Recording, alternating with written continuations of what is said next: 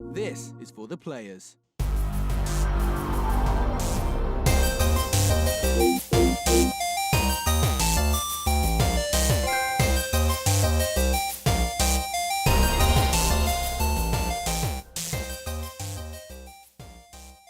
I'm Ryan Betson. I'm Max Cooper. And this is For the Players, the pop culturist PlayStation podcast with 40 years of playing PlayStation and 10 plus years in that games media combined. I'd like to thank you for joining us in this PlayStation conversation.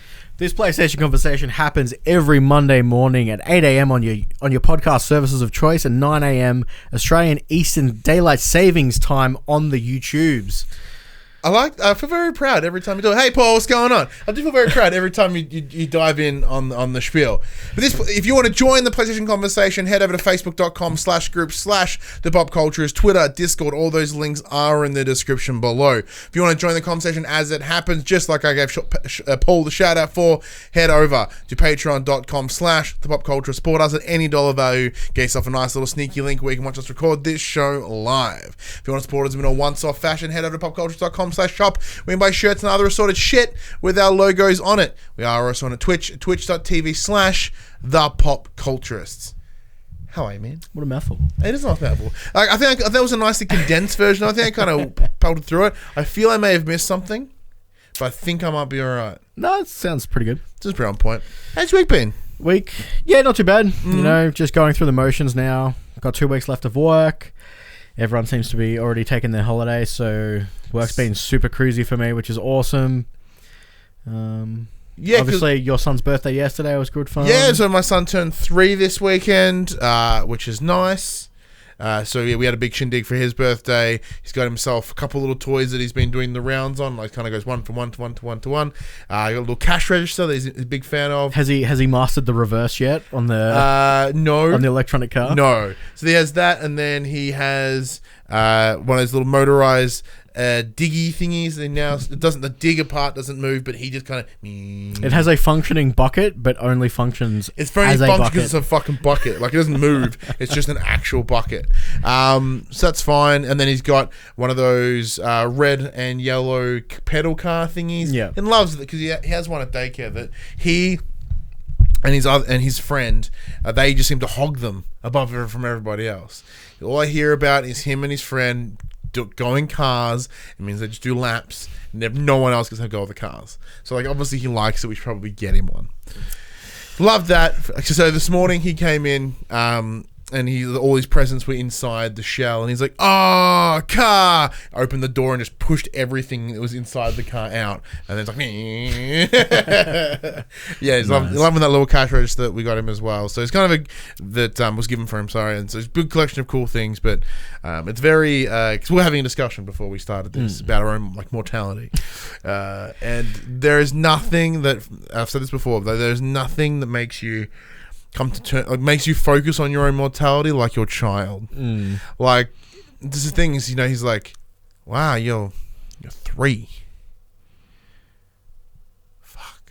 Like it just doesn't feel like it's been 3 years. And on top of that, then it's like, well, okay, well it's 3 years, and Millie and I have been together for like 8 years now. And then I finished high school 12 years ago. Myself hurt. Yeah, well, I had this conversation with friends this morning. Like, I've been married for 3 years, but I've been with Ali since I was 17. Yeah, and you're like 30. I'm 30 next year. Yeah. We got baby number 1 due in literally 3 weeks. Like, this year has just gone crazy fast. Yeah, it's just that thing because like Facebook Memories keeps pumping me up with these old things. It's like, hey, remember this status from 11 years ago? And like I was working at this job in Melbourne. I was like, oh.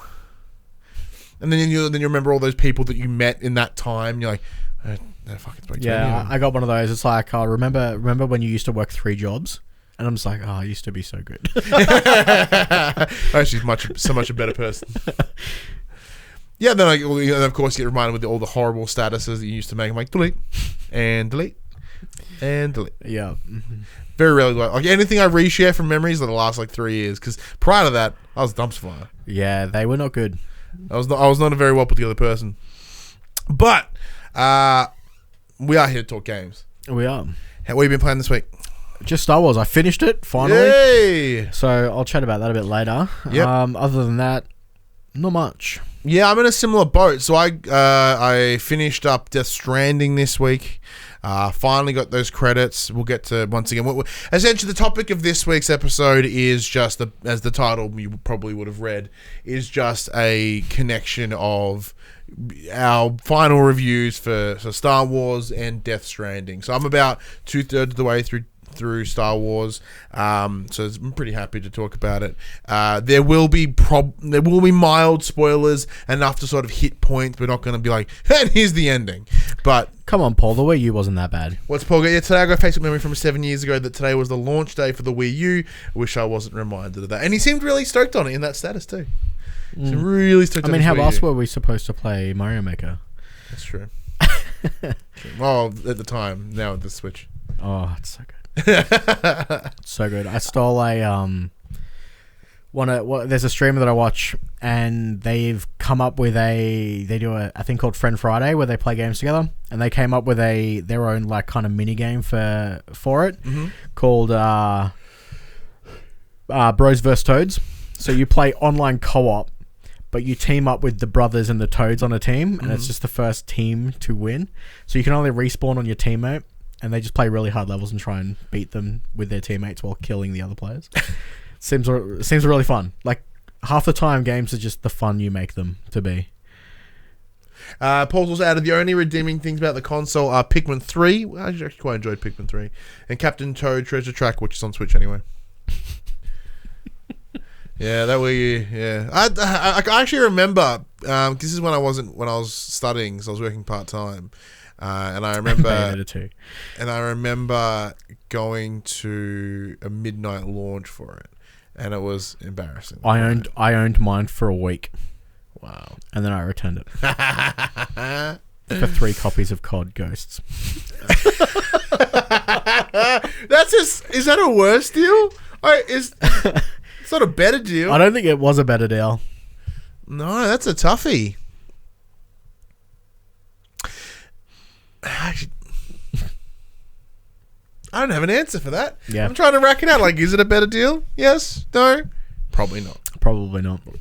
But yeah, outside of like Star Wars and Death Stranding, I don't think I've played anything else. Because as I discussed, I may have discussed last week, I don't know anymore, is my goal for the rest of the year was to get credits on 3 more things. Yeah. Because I'm currently sitting now with Death Stranding, I'm on credit 15 for the year. Because, for those that may not be jumping in, so my goal for every year is to finish more games. That's always the thing. So from a couple of years ago, when I realized I played 60 something games and I finished 2 of them, I was like, all right, man, I need to be a bit more selective. I need to be more selective. I need to get more credits, because like I can't justifiably review stuff if I don't see it all the way through. Now, mind you, many of these games I played in the past were like half, 3/4 finished. Yeah. I just never got across the line because something else would come out and I'd have to change it. So now I've changed my tack, I've changed my approach, and I'm intentionally trying to finish more games.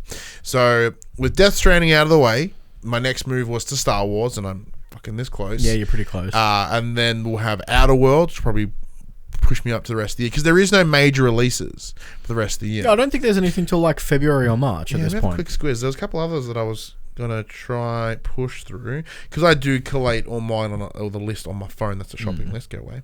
Because like I was saying to you earlier, so I finish up work on the 16th of December, and then I've got 1 week till baby arrives. So that 1 week, I'm gonna try and knock over as many games as I possibly can.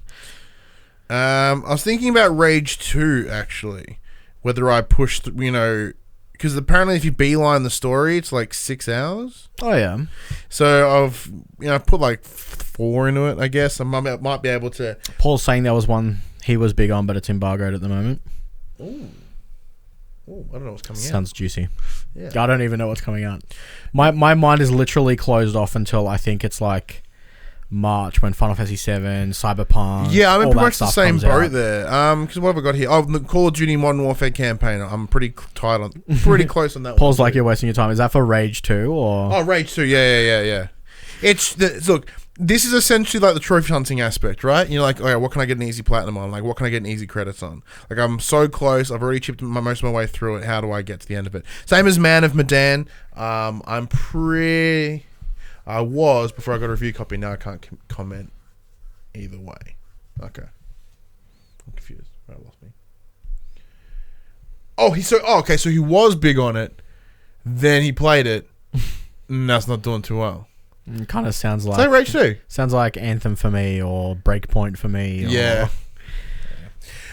But yeah, so like, my goal is to get a couple more credits before the end of the year. See if I can get to 20. I'm not going to play any like cheapy, quick 10-minute games or anything just to get there. Like, I'm not doing that platinum approach. It's just more of what have I played to get credits on. Like, it'll be, excuse me wrapping up what I've finished already. So I think I'm sitting at like... No, it's really not translating well through the comments. No. You could just tell me in a message and I won't tell anyone. He says on live video. Yeah, so pretty much just like wrap up the last couple things and then then I can hopefully head into the new year as fresh as possible. Now there's always some that transition into 2020, the next year's list as I kind of sit in January. Especially this year, January not doing a whole bunch. Or February. I'm pretty sure there's nothing. Yeah, was it until Last of Us moved, like that my front of the year it's fucking barren. Yeah. Yeah, because Ubisoft moved all their shit because they're like, oh, we can't come out with Last of Us, and now everyone's just pushed back. Yeah, back to where Last of Us. Avengers is May or is it March? May, and then you got Final Fantasy message. Lol. All right, I'll have a look and see what it is. Oh yeah, cool. Yeah, another one. Yeah, he did say it was. Well, I can't discuss whether we thought about it either way, but okay, cool. Now I know what it is, so now I have context. Oh, that makes one of us. All right, let's get into the news. It's the section we call Inform the Players, where we tell you about what happened this week in PlayStation. Now, as we are approaching the holiday season, there is literally not much happening. Like, what I've pulled together is like the stringiest shit ever. Yeah, this is the everything's going on sale if you don't have a console and you want one now. Yeah, I didn't put any of the Black Friday stuff on there because by the time this goes up, it'll be Monday, so it's like probably Cyber Monday, I guess. So there may be some deals still out and about. PSVR was super cheap. Yeah, man. It's like $200 for controllers, the headset, Astrobot, and something else. Yeah, that's a pretty sick deal. That's a pretty sick deal. Speaking of, I reached out to Harmonix. Oh, yeah? For Audica. Yeah. I haven't heard back yet. Well, I did it Friday. So it's like... The Jesus is barren as my soul. Oh, poor James. Tell me about it, man. Never felt so real. Yeah, so I might hear back. I might not. If not, I'll just fucking buy it. Because, like, as I said, like, I need more VR in my life. I say I want to buy it, but at the same time, it's coming up to summer, and I super don't want to play sweaty VR summer. Yeah. I would do it while you don't have a kid. Because now, as I've discussed here many, many times, when I did do it... Although I now have a waterproof mat because of my upcoming child that I've dubbed the piss rug. Yeah. That are easy to clean, so maybe I can get all sweaty on that. To stand above that and just pour... Because we've got wooden floors, so if it gets too hot and sweaty, it's real dangerous. Yeah. Real dangerous. Yes. Yeah. Actually, well, yeah, you can get like a little rug, and that rug is your safe space in the VR. So that way, if you know if your foot gets the hardwood, you're like, oh, nope, step back. Yeah. Step back. That's actually not a bad idea. That's what we do. So the rug that we have, used to be further up closer to the thing. So those might be like, oh, nope, no, I've gone too far forward. So I'm gonna punch a tally in a minute. So now we have a Death Star rug in there. So I may use the Death Star rug as my space. to play Beat Saber. Yeah. Yeah, that's the plan. All right. I don't know where I was going about VR stuff, but let's get into this. Oh, yeah, Black Friday sales. Did you buy anything Black Friday? Yeah, I bought a watch. Good on you. A smartwatch, that's right. Yeah, I bought a smartwatch. Yeah, no, which isn't here yet. I had this weird thing. Oh, and a baby monitor. Okay, that's a smart purchase. This is how, like, consumerism's fucked, right? So I didn't buy anything. So you had the ultimate savings. Yeah. No, I mean... of not spending anything. Yeah, but it was a situation of, like, I felt guilty that I didn't. How weird is that? Oh, also the watch wasn't even on sale for Black Friday. Yeah. So like technically, yes, I bought something, but not for a Black Friday sale. It was fascinating. Like I'm sitting there, I'm looking at all these deals, and like quote unquote deals. You're seeing on the social medias, everyone's like, "Look at this shit that I bought on Black Friday, whatever." And I'm like, I've not bought a fucking thing because just none of it is doing anything for me. Fuck my beanie off.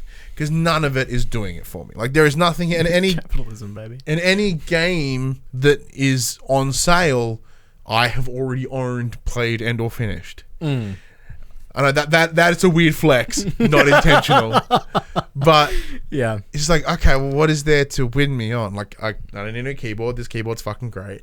Like it's just this situation. It just yeah, it was weird, and then I felt that weird guilt that I hadn't engaged in this social thing. You got FOMO from not buying. I did. I got fucking FOMO. That's probably the best way to explain it. Yeah, I think I got FOMO. So now I'm looking. I'm like, is there something? Paul says I did all my Xmas shopping and ticked off some things that I've been planning to get for a while: a keyboard and a mouse pad. Smart purchase. You see, it's good. It's good for stuff like that. Pre-purchasing Christmas gifts, whatnot. That's certainly true, but like a lot of my family don't have the same interests. And as if you're me. if you're a mad penny pincher, you can buy gift cards on Black Friday and get like more value for money. Because I think Apple was selling like their $100 gift cards for $80. I did see that. I think it was like Coles, like through Coles Myer places. Yeah. Because so in terms of what I would look for my family or my family, I guess it's like, well, a lot of the stuff that they would want wouldn't be part of a Black Friday sale. So it's like, okay. And like Millie and I are at a point where like, we don't need any of this shit. Saying that though, I did go to the Pop Culture website yesterday, and they have. Actually, no, I lie. I did buy Black Friday stuff. How much you buy? Bonds, underwear, and socks. That's a good purchase. as an adult, as a straight up fucking adult now. Yeah, I did the same thing as Paul James. I went to Catch of the Day and bought all the Bond stuff. Yeah. Yeah. So as an adult, like underpants, and socks. Oh, that actually makes me like heart flutter. I'm like, oh, I need to. Yeah. It's funny how times change. All right, fuck. Now we're gonna get into the news. Finally, 10 minutes later. Bluepoint just keep hitting shit. Bluepoint, as we know, is working on a high-profile PS5 project, which is widely believed to be a remake of Demon's Souls, but it is not given anything away with another cryptic message that has shared on social medias. The Texas-based dev has been having a bit of fun lately, penning poems, which includes this one. To classics we play, our blood, sweat, tears give thanks. To family and fans, eager you stay. Cheers, rekindle flames, thanks. Today feast, tomorrow rest. Soon the beast freed from jest. Temptation we shun, then on to the next. We rest to further adorn the Genesis, an era reborn. Now, of course, the latest definitely falls into the From Software category with references to beasts and flames, but there are some people on the interwebs who believe this could actually be a reference to the Legend of Dragoon. Now, I bring this up mostly because Josh is a big hard on for Legend of Dragoon. I don't care. And I have a big hard on for You're a big hard on for Demon's Souls. So I thought, well, if both of you were here, you ain't. It would have been awesome. Yeah. And it's sort of adding to there was this one they did a little while ago, which was a interesting piece that kind of referenced like 14 different games in this one post. Very I agree with Paul. They might announce it at Game Awards in 2 weeks' time. Yeah, totally announcing whatever this is at the Game Awards. Yeah. And that's kind of where a lot of these things are sitting, because there are a couple other rumors in this news today, because that's pretty much all we're getting at this week. With the Game Awards on December 12th, and they do have their history of reveal trailers. Maybe we'll get some cool shit. Yeah. And like there's one that's come up is that Crash Bandicoot one, which I still think is the dumbest shit in the world. I no way that can be real. But I wonder, where they're gonna go. Do you reckon we'll see some Ghosts of Sushi? Ghost of Sushi? Well, because that's just been I haven't heard anything about that for ages, and that was supposed to be one of their last PS4 titles. Isn't it? It will be the last PS4 title, but it will probably come out next year. Dragoon baby, says Paul James. Paul James is very excited on this one. I'm not sure. It would be cool because did Shadow of the Colossus get shown? No, I think it was a state of play around Game Awards. Oh no. Paul says they kick Shu out of his job and then soften the deal by remaking his best work. Ooh, kicking a peen. Next up, no more online.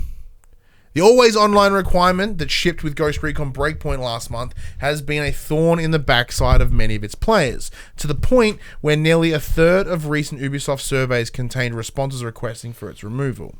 Those still playing the game, who have now been treated to the title's first raid for free, which is nice, are having their thoughts taken into consideration as part of Ubisoft's commitment to fixing and improving the experience. As a new blog post states that the team is investigating whether the requirement can be removed altogether. Fans have been promised more news on the subject in the new year, with the studio saying, quote, due to its scope, the remaining top result will require more investigation. Please look forward for more information on this topic by early next year, end quote. This request is just one of many the community have asked for, which includes AI teammates, the removal of a gear score, enemy AI improvements, and more story content. Ubisoft is sad to have fixes. Not sad. I'm sure they are sad too. Ubisoft is said to have fixes and tweaks coming that will address all of these issues. However, it's clear that completely scrapping the online needs of the game poses the biggest talk of all to Ubi. While you only ever see other players in the experience hubs area when playing the single player portion, these multiplayer focused routes must clearly dig deeper than what meets the eye. Paul said some shit and then he's like, all 5 players will be stoked. Look, lately Ubisoft are really taking care of their games lately. They're, giving them some longevity. I hope it all works out for the fans that are enjoying this game. It's definitely not for me. Yeah, so like, the where I'm coming at with Breakpoint is I absolutely hated that shared world moment in that little hub, right? Because when you're out in the world, it feels like it's just you and your squad mates. Then you go here and there's like 80 of you. Like, where the fuck are you? Why aren't you helping me do all this shit? Like, the shared world experience is lame. Always online is fucking lame. So to have this removed, although it's not going to change the game in many ways, I think there's a lot of other, foundation changes that would need to be made in this game to make it to the standard that it should have been, but maybe removing the online is part of that and what it needs. So that social space where you see all the other players, that's just where you kind of pick up your missions and buy sweet stuff for your guns. Yeah, so it genuinely serves no purpose. So if they were to just remove the online thing, all it is what you just can't see those people there, because you're obviously still going to be able to go to that quote-unquote social space to buy the things that you want to buy. There just won't be anyone else there. That would be perfect. That'd be beautiful, actually. That sounds stunning. That instantly gives me a whole other point. If I was to review it, that would give it an extra point.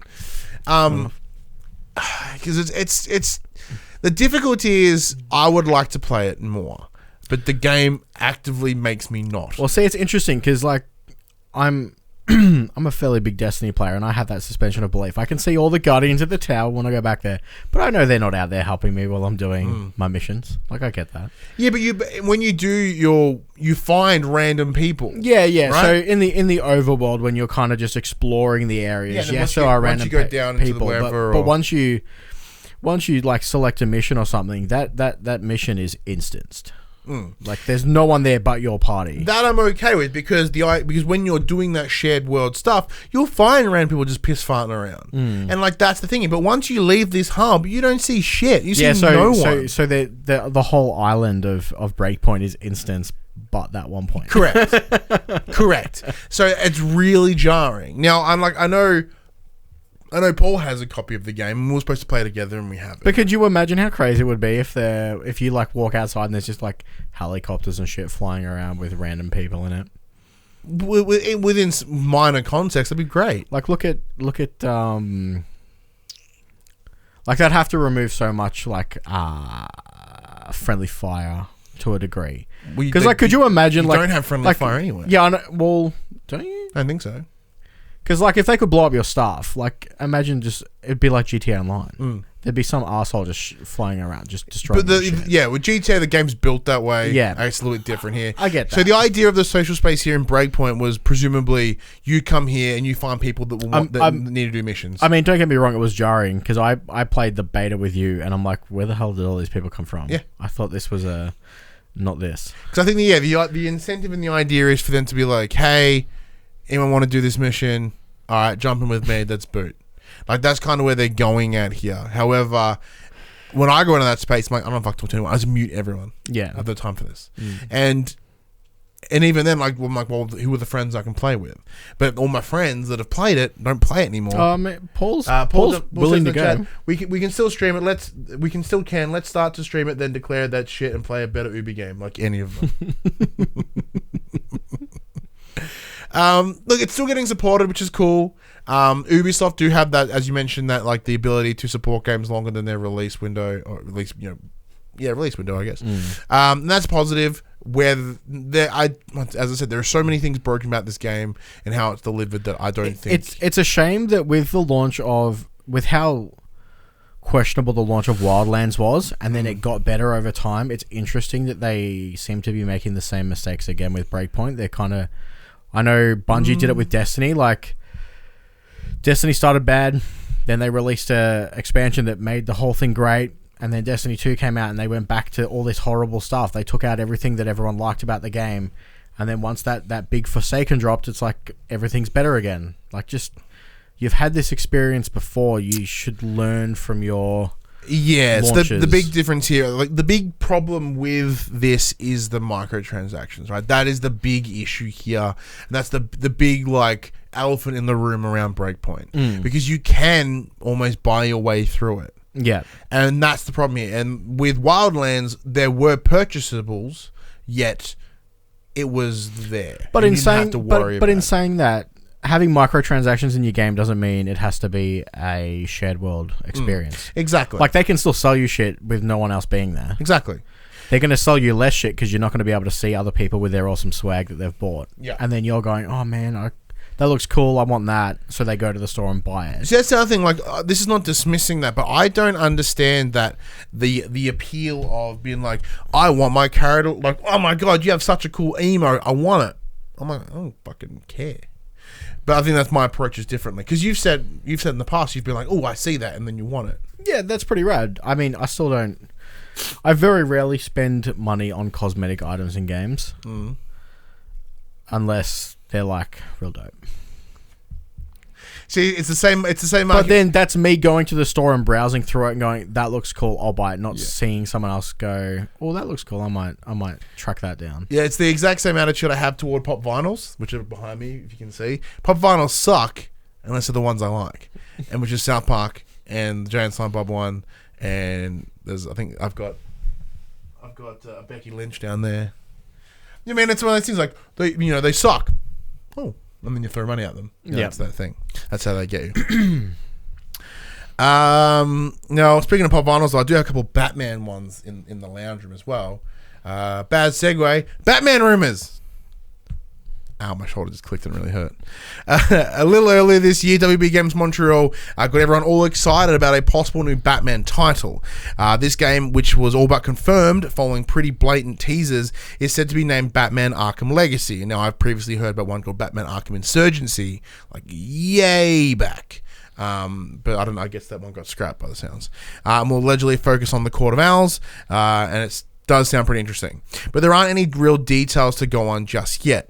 However, word on the street is that an official announcement is right around the corner.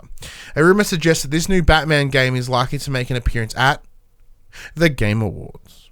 While not based on anything concrete, we've seen many people push this article come from Push Square. We've seen many people push this idea, with some claiming to have reliable sources. And we think there's finally a good chance we'll see the Cape Crusader at Jeff Keighley's shindig. We think that's a fairly good chance we'll see the Cape Crusader. I've read that part. It is mostly hearsay, though. Whatever. How would you be around seeing another Arkham game? I love the Arkham games. Yeah. I'd be down for another one. Yeah, I'm in the same boat. I agree. I love... Arkham Knight was a bit too tank heavy. Yeah. All of that was frustrating to me. I don't have a lot of fond memories around Arkham Origins. I remember hating it at the time, but everyone I've spoken to, like all the parts I remember disliking, a lot of commentary around the game has been like, look, it's not as bad as you remember. I'm like, really? I don't know. Like, I may have to check it out. But the real thing I want from WB is where's that fucking Harry Potter game that we saw? Yeah. We saw that trailer. Where is it? Where my Harry Potter at? Because they showed that at... No, it wasn't was a leaked. straight up leaked. Yeah, it was leaked. It wasn't. And it We didn't looked see it anyway. awesome. And hopefully that's what Rocksteady are doing. But we cannot confirm that. Because this is WB Montreal here. We're not talking Rocksteady's Arkham here. This isn't that same universe of Origins. Bit of a side story. Paul in the chat says, once again, similar to the Bluepoint news, a reveal at the Game Awards makes sense given the teasing. That's correct. And he said, don't speak ill of Origins. Exactly. So that's my point. I remember fucking hating it. Well, actually... Spoilers for a game that was on the PS3. I hated the fucking twist. The whole like it's Black Mask. I'm like, sick. Finally, a story that isn't about it's the Joker. there are some things about Batman, and it's a situation of like it's always the Joker, always. And every time you think it may not be the Joker, fuck you, it's the Joker. And I was really hoping Origins wouldn't do that, but they did. Made me mad. We'll get to something similar to that later. Sick. But yeah, it is. I would say it is very likely. It's certainly possible. Everything is possible. But yeah, because they teased this a while back, didn't they? Yeah. Well, once again, as I said, because we are in that quiet period, it is very possible that maybe the Keeley's been like, look, here's some fucking, please tell me things. This is a long one, and just because I think there's a couple of things that happened this week around Cyberpunk that are worth talking about. Once again, every bit of news that we pull always come from Push Square. So big shout out to Push Square, because we're lazy and I don't look around the internet. I just go to Push Square because they deliver solely PlayStation shit. Makes my life really easy. It would appear that Cyberpunk 2077 is still on course for its 16th April 2020 release date, which revealed earlier... Wait, what? Okay, I copied and pasted this wrong. It would appear that Cyberpunk 2077 is still on course for its 16th of April 2020 release. Revealed in CD Projekt Red's latest financial documents for investors, the upcoming role RPG is closing in on its gold status. The company notes Cyberpunk's, quote, final most intensive pre-release stage, end quote, as the main reason for its increased expenditure in the third quarter of 2019. In other words, the developers really knuckling down to get the game finished ahead of its launch next year. It's unclear how long this final stage is set to be, although Cyberpunk 2077 is a huge project, and while the document does go into some detail, it references localization efforts and soundtrack recordings, it is still a reasonably vague statement on the game's development, where it's sitting at. Before we do any further, now you're a bit of a hard-on for Cyberpunk, don't you? Yeah, CDPR make fantastic games. Obviously, they made The Witches. Amazing games. I'm super keen for this. But CDPR have a tendency of doing we will release our games when we're ready, and it's the end of the story. So I do appreciate that level of respect to the art of making the game, and I'm happy with that. Like, I don't see them changing the date anytime soon, because they do mention about PS5, and they said, look, it could be on the cards, but it's not within the launch window. So they have no current plans to bring it to next gen, because in theory, this time next year we're playing PS5. Yeah, I hope so, because with presumably November or October even, it's now December, they're in hands. Like, this time next year, it would be in the wild. Oh, yeah. So, like, obviously they have no plans. It's what everyone's buying next Black Friday. Oh, man, yeah, big time. big Black Friday sales. On that same financial call, the company answered a number of questions put forth by shareholders, and one such question was whether Cyberpunk 27 multiplayer mode was still a thing, which they did confirm that had been in development. That they've said that it will feature in-game... I missed that sentence. What? So sorry, I'm just reading Paul James. We'll know more. So Jeff, adding to information on WB, Jeff will have had a lockdown since mid-year at least. This was the case in Mortal Kombat 11, and that's also WB. Yep. We'll know more in January/February. Wink, wink. The bold ass prediction. How the fuck does Paul know? Like all the things that Paul's know, I know. I'm like, where the fuck are you pulling that from, Paul? So I'll start that again. So on the same financial call, the company answered a number of questions put forth by shareholders.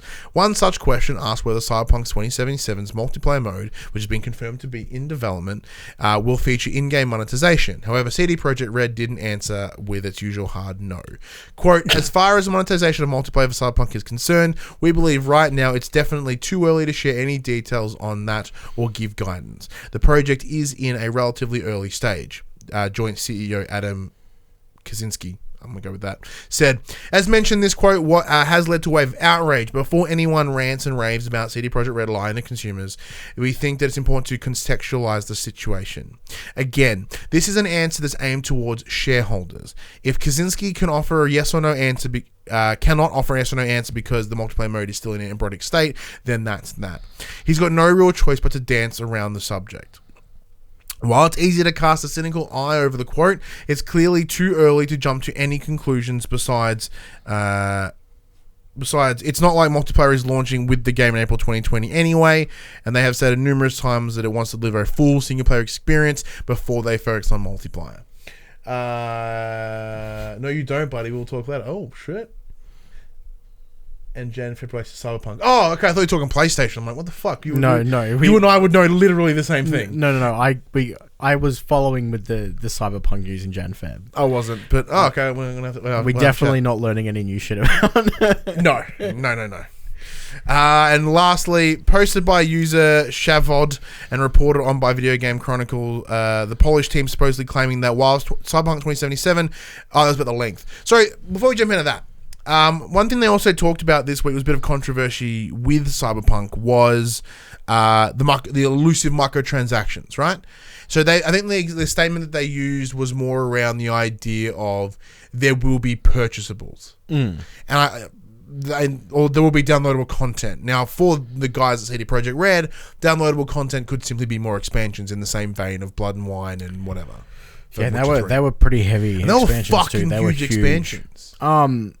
But again, for like if it's for multiplayer, I can see them selling skins and stuff like that because that's what multiplayer games do.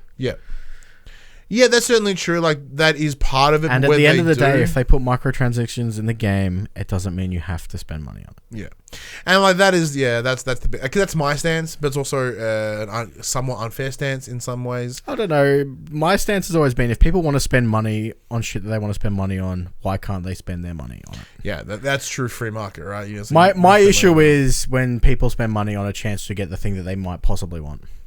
That's my issue. Yeah. Final part, then we'll do a big wrap up on chats on that. Posted by user Shovel, the report on by Video Games Chronicle, the Polish team supposedly claimed that while Cyberpunk 2077 will be slightly shorter than Geralt of Riviera's third adventure, it will be much more replayable. A reason for that wasn't given, but they believe that this has something to do with the numerous life paths you can choose to follow at the beginning of the game. Although side quests are said to be much more in-depth this time around, the developers at CD Projekt Red supposedly compared the optional objective of The Witcher 3 to a single line with a few branches that stick out. With Cyberpunk 2077s, there will be have branches that grow extra branches, thus leading to even more side quests. Of course, these quotes have not come from an official source. Are you in? So even though with this information aside, are you on the hype train for Cyberpunk? Yeah, you are. I have been for a while. I've played the pen and paper RPG, so this is cool. I love this. I love CDPR's work. Mm-hmm. They make fantastic games. Yes, they do. And it just from seeing what we've seen, it looks like a world that I would like to get to know. Yeah, look, and I agree with that. The selling of the world looks very rad. The idea of all these augmentations and whatnot. Because I've never really dived into, sort of cyberpunk. Like Deus Ex? Have you played Deus Ex? No, I haven't. I've never played any Deus Ex. I'm not really into that. Cause I know there's some good animes and shit around that cyberpunky style, but it's not for me. It's never really caught my interest. So I'm interested in this game as anyone that's interested in games. Yeah, I'm like there's enough hype and interest around this that it should capture my attention. Yeah.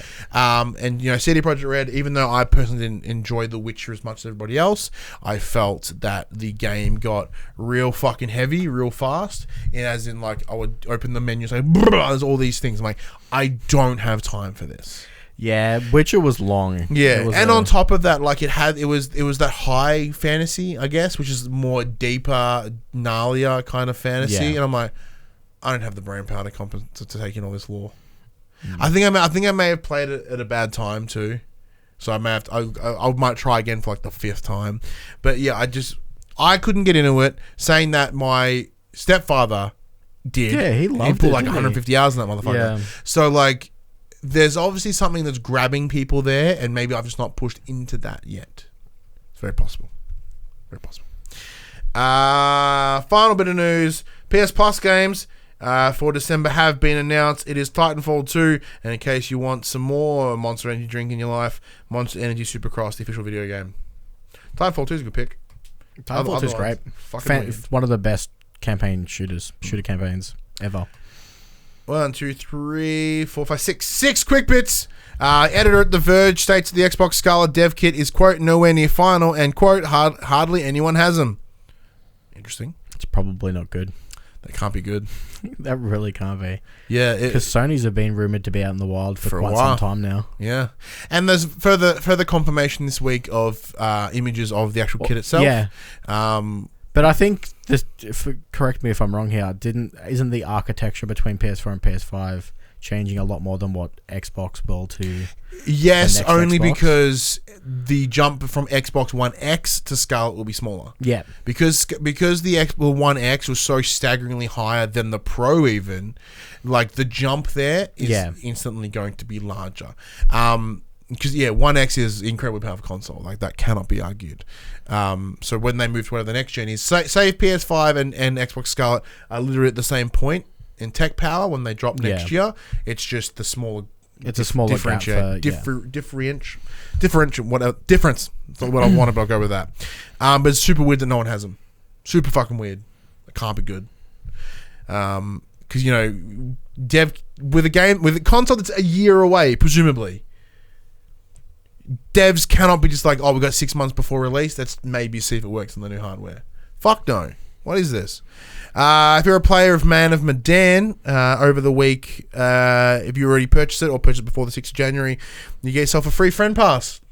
Ooh. You can pass on to a buddy, and you guys can play the shared multiplayer experience. That's cool. Which is pretty rad. Beat Games, the creators of Beat Sabers, recently got acquired by Facebook. No? I don't want to see their games become exclusives. Yeah, it's gonna be a problem. That's like that's my only issue. I just don't want to see them become exclusive to the. Is it Oculus that Facebook own? Yeah. Yeah, I just don't want. Yeah, not happy with the that. VR space is small enough; it doesn't need exclusives. Saying that, PlayStation has a ton of exclusives. So does PC, though. Star Wars Jedi Fallen Order is, quote, the fastest selling digital launch for next Star Wars game ever. That's right. Anytime that you want to go for the some sort of record to make it as specific as possible, no one can argue. Tony Hawk's Pro Skater remasters are being rumored. And a bunch of Kairosoft titles are coming to the PS4. You know what the Kairosoft titles are? Yeah. Alright, Kairosoft titles are these rad little games you can get on your mobile. There's like one called Game Dev Story. There's Grand Prix Story. Oh, okay. All the games are very similar. Like they're all these very little, like, sort of just management games. Yep. I have 5 of them on my phone. All of them. I have 5 of them on my phone that I haven't played in a while, but I would sit there and they're so much fun. And if I can get them on a console with some trophies, I'm in. With some trophies. I love how I'm slanging trophies like I've been doing it this whole time. Totally haven't. This year is the only year I've really given a shit about trophies. And even then, it's not even the whole year. So here I am just adopting slang that no one else uses. Go me. Everyone just calls them trophies because I'm not a weirdo. But anyway, that brings us to the main topic of the conversation, where you and I, Max, we will chat to the players about Death Stranding and about Star Wars Jedi Fallen Order. And as we said, spoilers, ladies and gentlemen. They won't be full-blown spoilers, but they'll be very hard, low to mid spoilers? Start with you, Max. Now, we touched on our first impressions for Star Wars a little bit ago. Yeah. Like last week before. So you've now finished. How long did you spend with it? I think it took me about 20 hours. That's not too bad. I haven't explored as much. I noticed watching you play just before we started this, you had a lot more stim packs than I did. I can't just get distracted and wander off. I think I finished the game with 3 stim packs, so I found 1 extra. I'm on 6. Yeah. Dang. So I was playing on the second hardest difficulty, and I got to a point where I was getting frustrated, and I checked my trophy list, and thanks for coming, Paul. Paul's bouncing out because of the hard spoilers. And there is no trophies for difficulty, so I just dropped that bad boy down. Same. Once you told me that, I was like, what? Story mode. Like, granted, I wasn't even playing on like the hard one. I was playing on the second one, which is like Jedi Knight or whatever. Yeah, so it got to the point where I'm like, I kind of want to just finish this game. I'm going to drop it down in difficulty, and I pushed through it. How are you finding it? Like, how'd you find it? Sorry. So what brought me... I think I touched on this last week or the week before when we did our first impressions. What brought me into this game was the gameplay style. I do enjoy Star Wars games, but I wouldn't classify myself as a Star Wars guy. I've seen most of the movies, but that's the extent of my knowledge. Yes. So I was keen to see a story that did not revolve around the Skywalkers. Yeah, that's my big stance about everything Star Wars. Like, can we not involve the Skywalkers? It was really nice. The story was pretty good. It kept me going through it. The areas were really nice to explore. I had some issues with jank platforming. I had some issues with texture pop in and out. At one point, I fell completely through the map, which I sent you the video of, which was quite amusing. I was falling for about 2 minutes before the game realized I fell off the map, and it put me back to where I was, and then all the textures popped in. It was really weird, quite jarring. The gameplay, like the combat, is fantastic. If you're looking for nice lightsaber combat, they really stuck to their guns with just having a melee weapon. It was nice not being able to like just switch out and shoot people. Granted, you do get lightsaber throw eventually. I personally didn't use it. I never unlocked it. I was all about that up in your face. The boss fights were pretty cool. Each had their own kind of unique rhythm, dance to it. It was quite fun. And then it obviously had its Metroidvania moments where you'd get to a point in the map and it's like, hey man, you can't go any further. You got to go somewhere else, get this certain thing, come back later. So that was alright. You know, it rewarded exploration. Gameplay was fun. And what ruined it for me was the end. I was really enjoying it up until the end point. Look, I'm in a similar space to you where I'm at right now. So I just have about 3 quarters of the way through, 2/3, 3/4 of the way through. I also believe that the gameplay is very tight.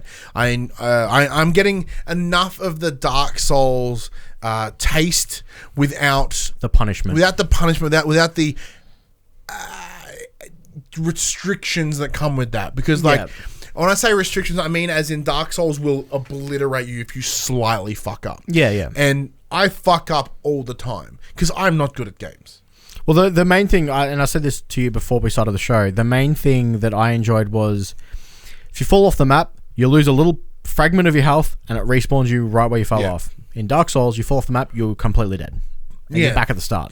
And because like the amount of time I just get booted off by something, I'm like, fuck this. And then I'm right back there. And it's not even right back at the beginning of the instance. Like you just come straight back. So the enemies are still there. Now, granted, that does cause some problems as well. So depending on where you land back, if I may just go and then quick you right off again. It happens very infrequently, but it's happened once or twice. So there's issues with sloped areas that you automatically slide down and then have to jump onto a swinging rope. If you're not like precisely on that rope, you're not going to grab it, you'll fall and die. Every time. And that would be very frustrating if it fully killed you and you had to restart. Yes. Now, granted, once you get force pull, you never ever miss a rope because you can pull them from like miles away. Yeah, and that adds to your point before about like just janky platforming. Yeah. Because he doesn't feel floaty. There is some weight to the of Cal, but sometimes when you're trying to do certain things, it never quite really works. So as you mentioned, like if you're trying to jump to get to a rope to swing across a gap, the amount of times where I'm like I'm lined up on that rope and I jump and I just go right past it. Like you don't have to initiate a grab. It's just done automatically, right? The amount of times it just wouldn't click. I'm like, huh, fall to my death. It happened a lot. Now, I didn't fall through the world or anything like you did, but I have had similar problems with the fundamentals of the game. So I've had incredible amounts of pop in. I've come into a section to see nothing but T-posing enemies. I've come into a section where you just see a creature just sliding without moving any of his limbs, and he goes, oh yeah, hui, and starts doing stuff. There's been sections where I've ran into an area and they stay in, like when I say T-pose, as in like they're ready to go and they haven't triggered that I'm there. Yeah. Saying that though, there's been times where I've cleared out a space, I've standing there, and I just happen to turn around and they're all back.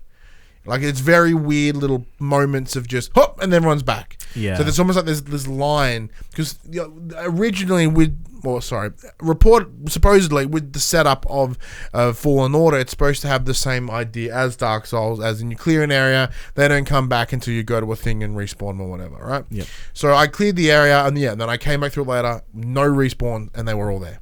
Like every other area didn't have anyone, but some randomly this place did. And like not additional of the story, like these guys were in the exact same spot. It's almost like I went into the other room, turned back around, and they were still there. So it was like the game didn't register that I'd taken them out. Pop in is horrid all the time. Not all the time, but a lot. Especially when you're in the customization menu for the ship or your costume or BD1, which is your little robot. Every time it's like, you look at the other color and it's like, oh, there it is. And I'm like, I look at it, I'm like, is that all the way popped in?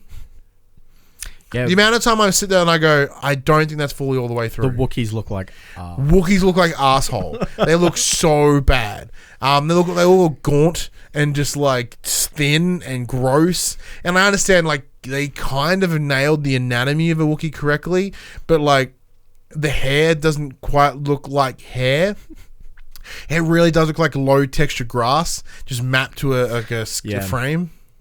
And like that's the problem, especially as you spend so much time on Kashyyyk, and on top of that, the fact that they're pretty much the only initially, I'm not over the end game here, characters that are fit within the Star Wars universe. To have them look so poorly is very shame. Like it's a situation of like if we went to, like the Wookiees are one of the most well-known fucking creatures within the Star Wars universe. So I understand why they took you to Kashyyyk. Because Kashyyyk is cool, and it's in the Force Unleashed, and the Force Unleashed Wookiees look better. So, but like, why would they not put more effort into having them look killer? So when you go to like, I don't know, fucking Zepho, a planet that literally never existed before, like there are things there that look immaculate. It's like, well, wouldn't you want to what already exists to look up to that standard?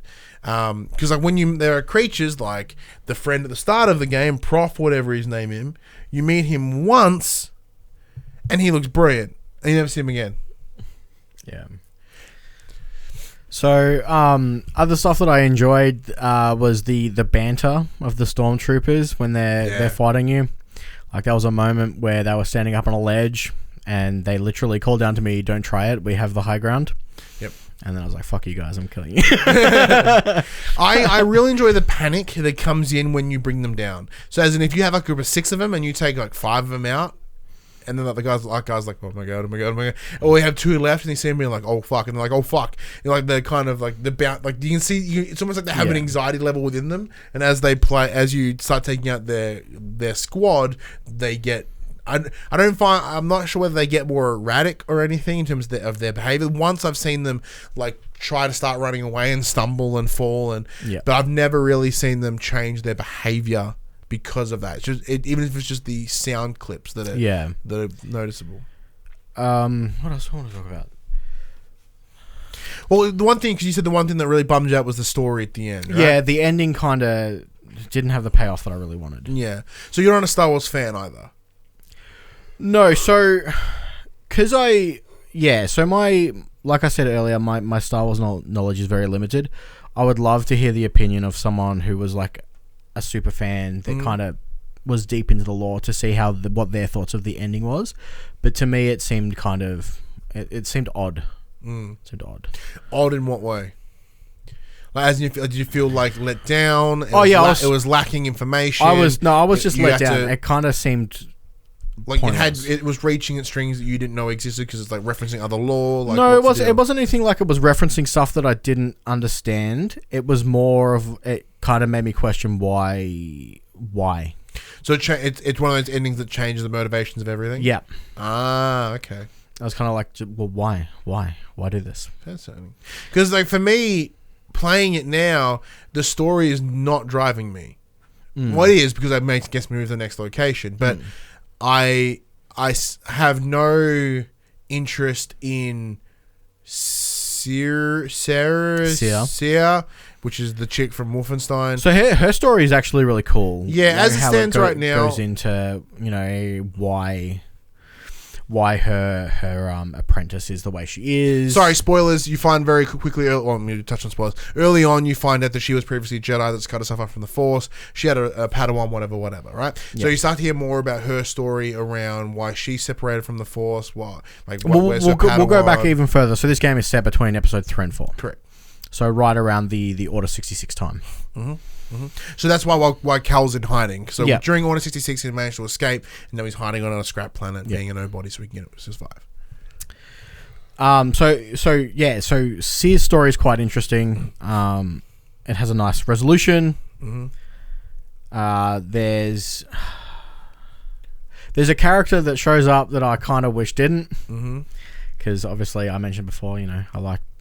What brought me in was the fact that it was a story outside of the Skywalker universe.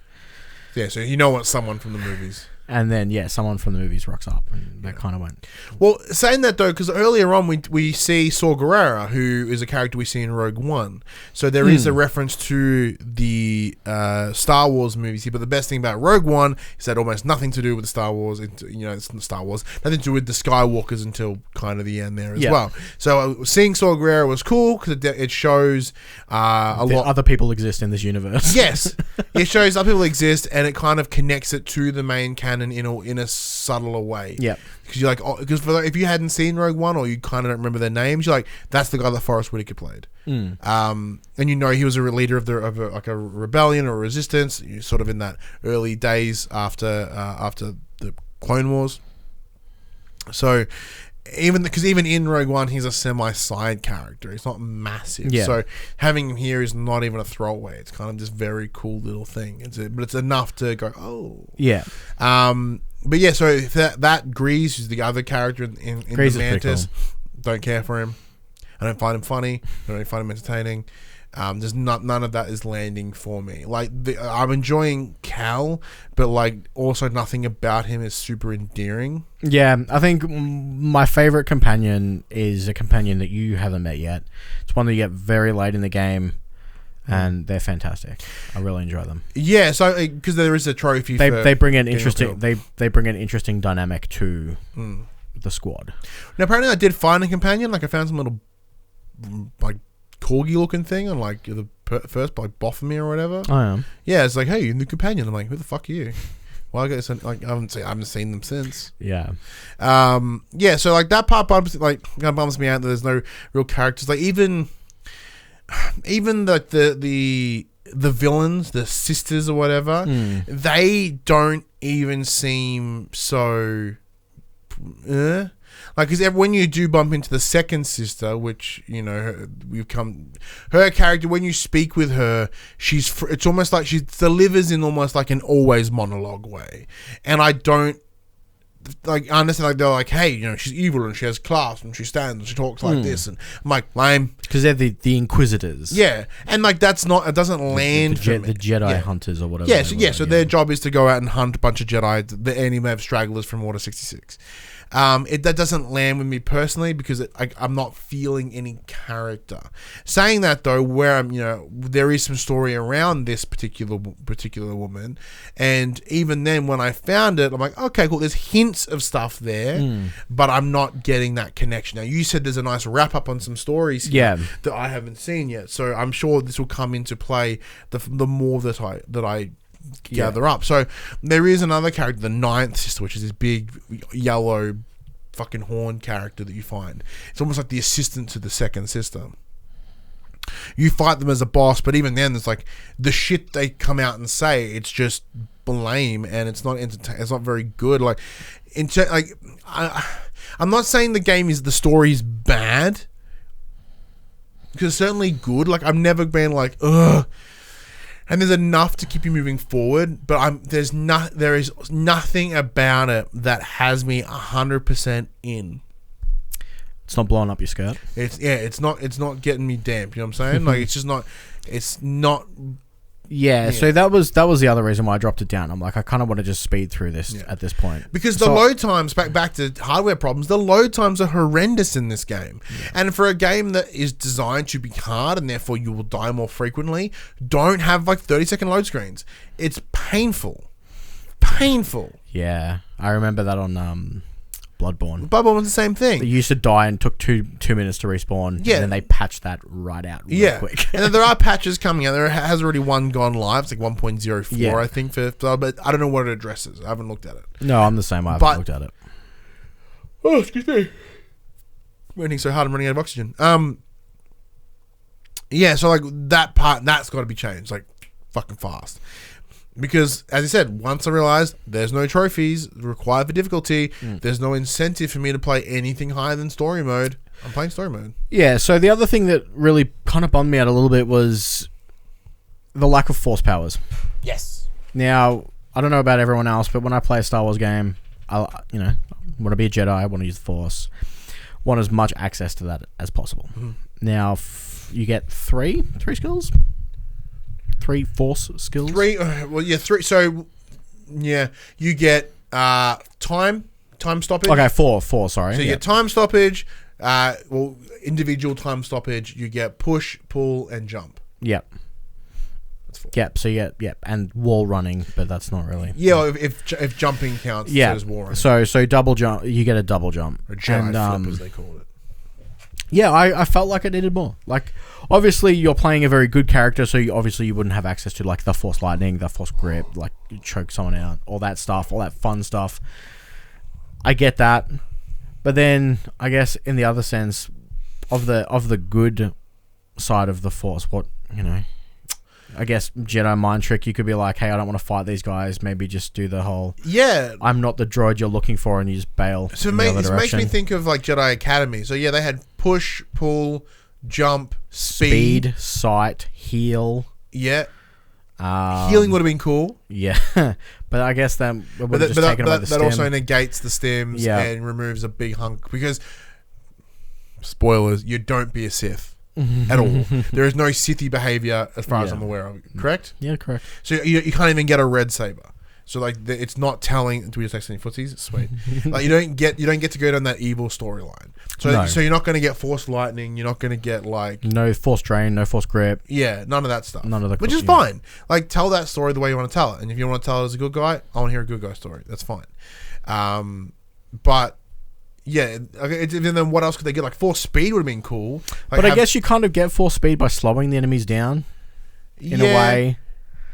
And and as you progress further, with you how can slow down more than one person. And with how jank some of the traversal and the platforming was, it would be much worse if you were moving faster. So, I mean, I guess it's just an empty complaint, but something that I would have liked more of. Yeah, the difficulty for me would be, what else would I want to add? Like I could say, like, I wish I had more Force powers. Like, which ones do you want? Like, I don't know. I super would have loved Jedi mind trick. Yeah, like that would have been good. I also really disliked the fact that I had to kill people to get Force to fill my Force meter. That seemed very, like, not the Jedi way. Very much so. Because speaking into your Jedi mind trick though, because like even when you fight like those big ogre looking motherfuckers, if you just be like, meh, and then like say for 3 seconds there's no aggro, so you just leg it. Because as a Jedi, although you are a skilled warrior, you are peacekeepers. That were like, if you look back at episode 1, The Phantom Menace, shut up, their role at that point were peacekeepers. Yeah. It wasn't until shit started happening. Now, the big difference here is, you set between 3 and 4, therefore the Jedi are the enemy and everyone's trying to shun them out. So instantly people are going to be hostile towards you. Like, that's one way of getting around this constant need for combat. But, we would be able to, like, go, yeah. so they can kind of sneak away, and then you're not saying they leave you alone completely, but yeah, 3 seconds of aggro stoppage would be awesome. Yeah. One, because the big things that this game gets compared to is Dark Souls for its combat and Uncharted for its traversal and puzzles. Did you feel it kind of lived up to that Uncharted-esque nature? Now, granted, obviously, Naughty Dog experts in their craft, but yeah. So the puzzles were really good. They had just enough difficulty to make it challenging, but I never got to the point where it's like, shit, I really don't know what to do here. Yeah. Now I did touch upon this when we first spoke about it. There is if you're stuck for too long, BD will be like, "Hey man, do you want some help?" And you get a prompt on your screen of ask BD for a hint. But generally speaking, did you ever have to use the hint? No. So most of them were very straightforward. There was one pretty crazy puzzle with a bunch of moving balls. Yeah, I was on with the multi levels, and that one was fun. That took a little bit to kind of think through, but most of them were great. It was frustrating fighting enemies the first time, and then you get the force power required to actually kill them very easily. The constructs, for instance, you fight them first, they're almost impossible to kill, and then it's like, if you just force push their core out, you can just like instantly kill them. Yeah. And you're like, cool. And then you verse them again, and then force push doesn't work, and you're like, well, hang on a second, what's going on here? And you take ages to kill them, and then you get force pull, and you can pull them out instead of push them out. And they're easy to kill again. So it wasn't too bad. I'm definitely glad I played it. It has 0 replay value for me. It's not like you can play it any other way than the way you played it. Yeah, because the only way it can be replayable is if you were one of those, I'm going to play it and not take any damage. Yeah, like I guess in the main story, yes, but I guess the last part of the game is going from planet to planet and just clearing it out. Like, so the replayability comes in that Metroidvania aspect. So once you're at the end and you have every ability, you just go there and clear it and just tidy it up. But yeah, it doesn't seem to be very much. Like, that's the extent of the replayability. It's a super linear story. There are no side quests. There are no NPCs to talk to. The ones that you can talk to have very limited dialogue of like 1, maybe 2 sentences, and that is it. Yeah. I think we've kind of touched upon everything there. So we don't do ratings here, but like, would you recommend it to people? I'd recommend it to. See, it's hard. So because I was so upset with the ending. I likened it to reading a really good book with a really bad ending. If you're a Star Wars fan, you will probably enjoy this game. If you enjoy difficult combat, you will probably enjoy this game. I'd play it. I'd definitely recommend it, but it's hard. Yeah, because as we're approaching the end of the year and we are in Game of the Year territory conversations, like this doesn't even crack my top 5. Yeah, so like the argument is like, where does this game sit as it stands right now? I think about it. No. Yeah, it's not even a top 3. No. I don't know. I have to look on my list again, but probably not a top 5. And obviously, because our main discussion last week was the Game Awards, this game is not going to be in this year's Game Awards because it was released after or on the day that the. But because the embargo hit at a certain day, therefore, there was no room to get it on this year's noms. And I don't think it's going to show up next year. No, certainly not. Yeah, so similar to like I said, the parts of it, like it's clearly taken inspiration here from a couple of big franchises, which is fine.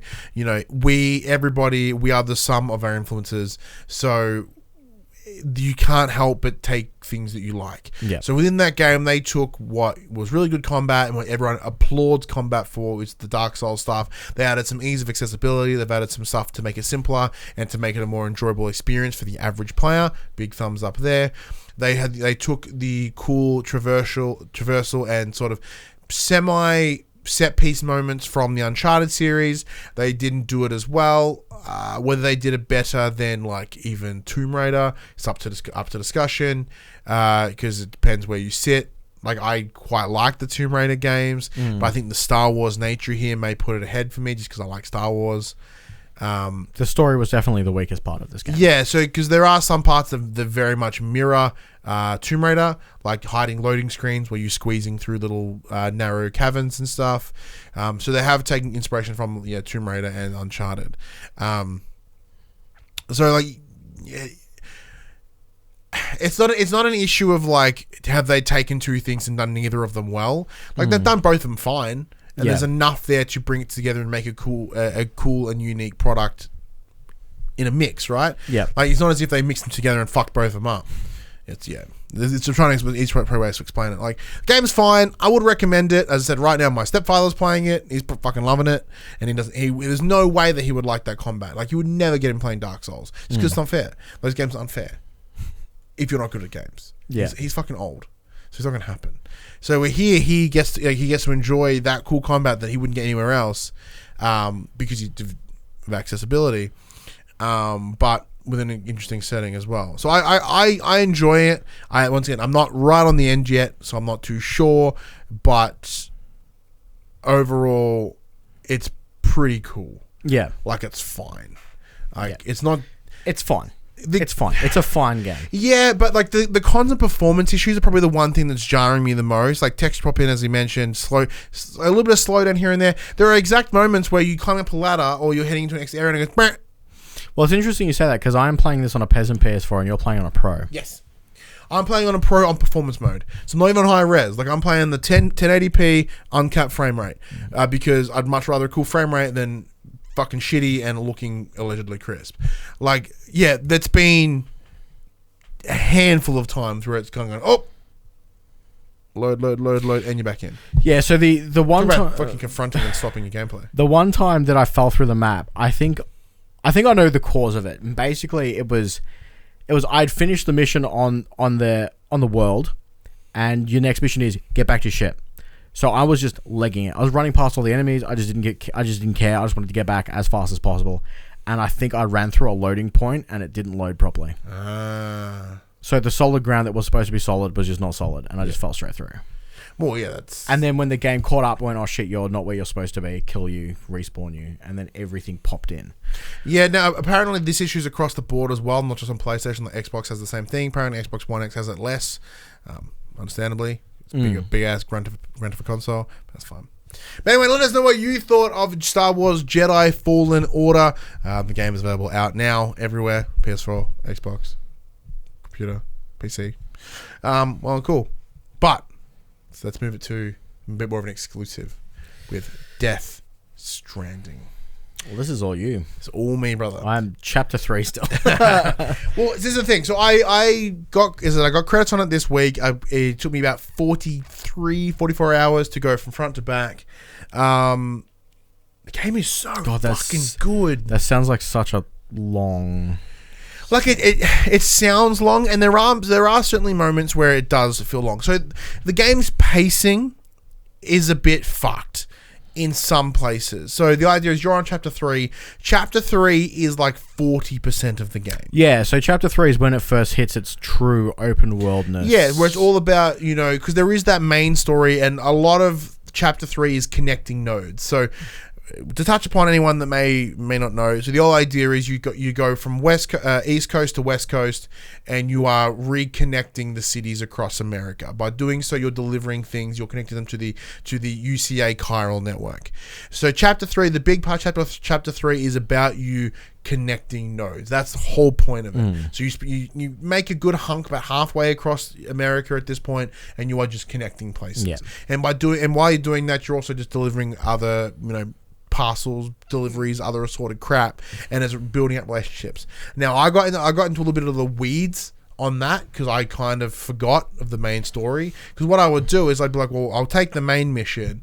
It's there. What am I finding along the way? So I'd pick up shit along the way, and I'd take detours and like, oh well, I've got stuff for the weather station. I'm passing the weather station anyway. Drop it off, and then I keep going. So I never really just mainline the story. So I'm sure there's some extra hours in chapter 3 that probably weren't needed. I kind of inflated it myself. Yep. Saying that though, I really enjoyed it because like as I was getting better and upgrading myself, I was getting all these additional skills, which I did truly think helped me in the late game. Like something as because when you do deliver, you are then rated. You are given XP and points. So you'll be like you've hit level in durability, carry capacity. Yeah. You can now carry more things. You've now increased your balance. You've now increased more likes in the social space. Like, there's all these additional things that you gain extras in. So when the time comes later on, you're already, oh, cool, I can carry more. I'm stable as balls. Like, there's just cool things that you are getting ahead of the final part. Once you do past chapter 3 or maybe even 4, the story linears up like real fast, which I enjoyed because like I spent so much time in that open world. I was like, oh cool, just deliver it to me. And there are some times where a chapter is one small section of gameplay and some cutscenes, which I was like, oh sweet, done, cool. So each chapter really focuses on a specific character, and their involvement in the overall plot of Death Stranding. Overall plot still batshit, which I loved, but there's enough in the same way that Metal Gear works because it delivers this wacky shit in a really grounded way. Yeah. Because it is grounded in this post-apocalyptic setting, but there's enough science and real-world accuracy in this bullshit that you can suspend it. It's so wild though, because like you think to the Metal Gear characters, for instance, like there's literally a vampire. Yeah, he's rad. There's literally a like telekinetic kid that can fly, or pyrokinetic. Yeah, there's a skull face guy in the fifth one. Like it's funny because you have this suspension of disbelief that these characters could exist in such a grounded universe. But in the context of said game, it works. Yeah, of course. Because if you go into like using Metal Gear as an example, they can explain. They're like, why is this person a vampire? Like, oh, here you go. And like, rather than being like they're just a vampire, like there is lore, is stuff within that space. Like, I know we simplified it for a point, but in the game, that context makes sense.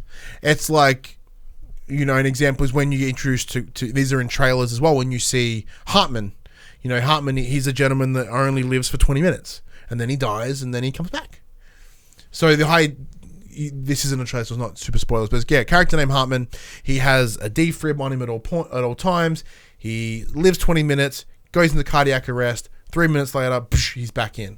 And he lives in 20-minute bursts. Now, initially, I'm like, that's a very weird idea. But then when you add it to the context of everything, because he uses it as a way to explore and understand the beaches. Ah, cool. Because that's one of the questions I was going to ask you, because I haven't finished yet, but I'm super intrigued. I don't want too many spoilers. But obviously, Chapter 3, you get to learn a lot about Fragile. Yep. Fragile's awesome, by the way. Fragile seems like a really cool character from what I've seen, what I know. And she also, minor spoilers, she gives you the ability to fast travel. Mm-hmm. Now, I rarely use it. This doesn't ruin the game because you cannot fast travel with anything. You lose all your equipment if you fast travel. Yeah. But she says that she uses her beach to fast travel you. So do you get an explanation of why everyone's beaches are different? Do you get an explanation of what that beach is? Because yes and no. Because obviously your beach is quite different. You kind of just you come back. She can teleport. Mm-hmm. There is one person stuck on a beach, and she's always there. So what you come to learn is that beaches, in their simplest explanation, it's almost purgatory. Okay. So as in, it's the beach is the transition to death. And that's the problem that we're facing, is this beach is leaking into our world, into this world, hence the Death Stranding. Death is stranded on... Okay, cool. Where we are. We're on the real world, right? I have a few follow-up questions, but I'll ask you after. Yeah, so as you drift in between them, it's like, whenever you die, you go to, because he is a repatriate, when he dies and goes to the beach, he can come back from said beach, right? Because it's kind of in the middle. Now, whenever a catastrophic event takes place, numerous people will share the same beach. However, majority of the time, you alone will have a beach. Everyone will have their own version of purgatory, even though majority of it is a beach, but everyone's beach is different. Like, it's not as if you get a beach and I get Safeway. Like, it doesn't happen. Like, it's still within the same setup. Yep. But then some people can harness that anyone with dooms can connect that world between the dying and the living. Okay, that's kind of what that's alluding to, right? Because you are semi-doomed. That's the point. Like, you never really die. It's this weird kind of setup. Where's I going with that? Oh yeah, Fragile. Like Fragile's rad, man. Fragile's so cool, and like she stands the longest way through. And once again, the big point around Death Stranding is if you watch the trailers, if you watch the gameplay demos, you watch the characters things, it's all out of context. Yeah, in the best way. So you're watching it, and you watch this clip of Mads, and you remember that first clip you see of like Guillermo del Toro holding BB, and then you walk up and you see Mads with all the squad, and you're like, where does this fucking fit? How does this fit into the idea of delivering packages? Because out of context, it's just a cool scene. And if you were to look back at all those speculation videos and whatnot around those trailers, I guarantee you they are wrong. Yeah. Because with out of context, it's like it opens up to all this crazy stuff. Well, I mean, look at some of the articles that were written before the game came out, just on Fragile, for instance. A lot of people were like, oh, she's a woman, and they're calling her Fragile. This is ridiculous. But then you play the game and you learn that everyone is named after the job that they do. Yes. And she works for the company Fragile, and that is why she is called Fragile. Yes, but yeah, there's a great sentence that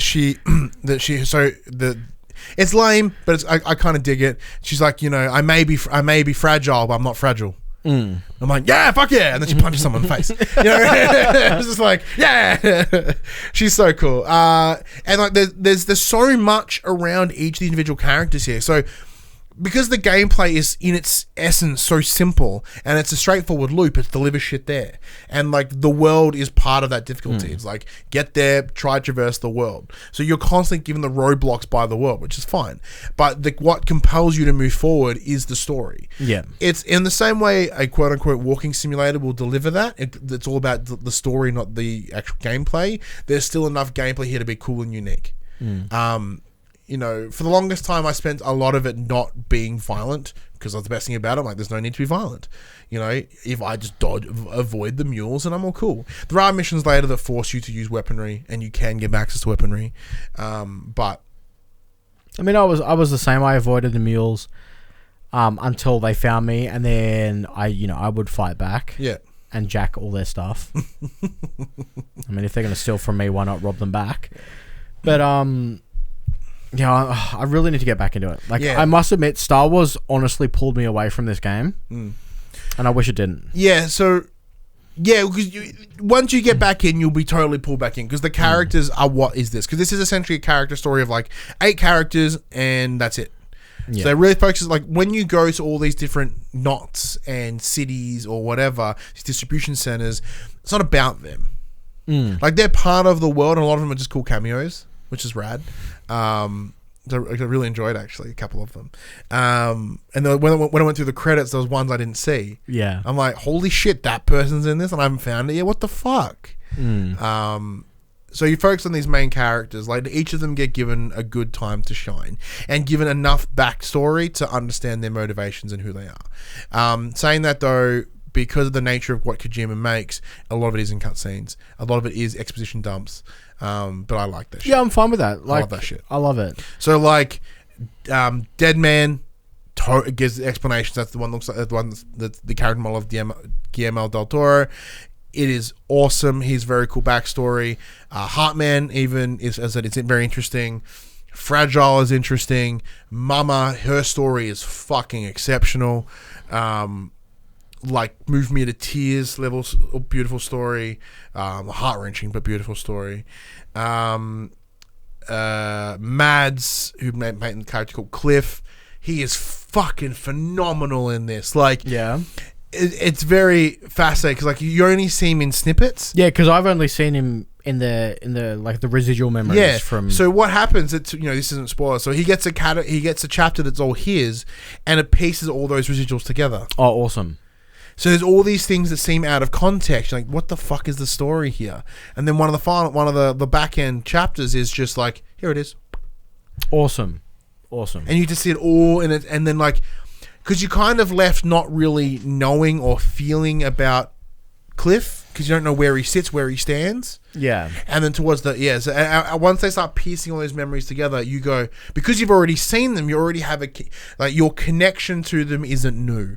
So when they thread them together, that's where the emotion comes in. It's actually really cool storytelling in that way. So it's like you're given all the pieces of the puzzle, and once you put the puzzle, you start feeling about that puzzle. Yeah, because like normally, if you see something brand new, you've got to process it, then emote towards it. Where here is you're just emoting towards it. So you've definitely decided that you're a Kojima fan, not a Metal Big Gear, time. not just a Metal Gear fan. If this is the, like I said, this is the things that he's done, and these things are brilliant, right? Like even Metal Gear, going back to Metal Gear for comparison, that is quite exposition heavy. Yeah, when it needs to tell you the story, it doesn't shy away from telling you the story. Yeah, and I love that shit. Because it's like, you know, I'm a bit of a movie buff sometimes whenever I do get to see movies, and so if exposition is done in a awesome way, and it's not talking down to you, and it's just passing information, I'm fine with that. I have no issue with that. And because the characters here are compelling enough to tell you those stories, it's totally cool. Now I mean, as a burp up some lunch, there is a character called, you know, Die Hardman. Mm-hmm. He's the gentleman with the mask. Guy with the He seems really straightforward at the start, and you're just kind of like, all right, you are the guy that tells me where to go, and that's what you're doing. Holy shit, does his character turn? Not in a bad way, but just like, well, you think he's this sort of straight, boring character, and he's not giving you a whole lot. He's essentially, you feel like you are the Preston Darby, you know, of fucking Fallout. You are just telling me to go to the next settlement. That's all you're doing. You're just like, go to the next settlement, bring him on as part of the chiral network, whatever. Yeah. Later on, when you come to see his connection to the overall story, oh my god, instant gut-wrenching turn. Like, oh, I'm so going. There's there is one scene that the gentleman whose name I can't remember, but I did tweet at him today. Actually, he put a tweet up and I responded to it. So I'm like, fuck yeah, dude. Like, don't be. Something like the status. The tweet was essentially along the lines of, oh, you know, Die Hardman can be really annoying, whatever. I'm like, no, mate, Die Hardman fucking rocks. His name is Tommy Earl Jenkins.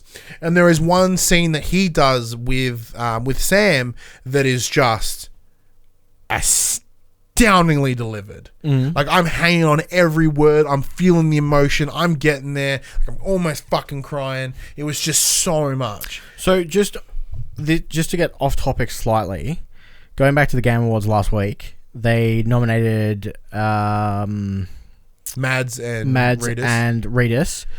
Do you think Redis is in there? Do you reckon he was a good pick over, say, Cliff or? Well, Mads is in there, so. Sorry, not Cliff. Over Troy Baker's character of Higgs. Of Higgs, dude, Higgs is rad. I've heard of Higgs, but I haven't seen Higgs yet. Where I'm at. Fragile has mentioned Higgs in her backstory, but so because obviously you play as Norman, and he is a very unvoiced character in a lot of ways. Yeah, there is a lot of subtlety in the delivery that I kind of didn't notice initially, but as the story unfolds, you start to understand more about the character, and there are maybe a lot of unspoken things that Sam does, which is probably understandable for where it obviously works. Not saying that his performance wasn't good. Yeah, it was still certainly good. Would you put someone else in there? Troy Baker is rad in this, but the difficulty here is Troy is always rad. Yeah.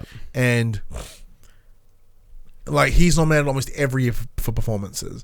So it's cool to not have him nominated, even though he kind of may have deserved it. If anything, I would have put Die Hardman in there instead, because it's one of those situations of, like, you know, that's subverting of expectations in a good way, not the Rian Johnson way. So there's enough, like, you think you know this character, you think you know how they work, you think you know what it is, but when you come to realize that, as his character is, it's all a mask. Yeah. Like, and once that mask comes up and you see what's under that mask, you are exposed to this incredible character and just depth that I didn't see. Oh, I'm finishing this game. Yeah.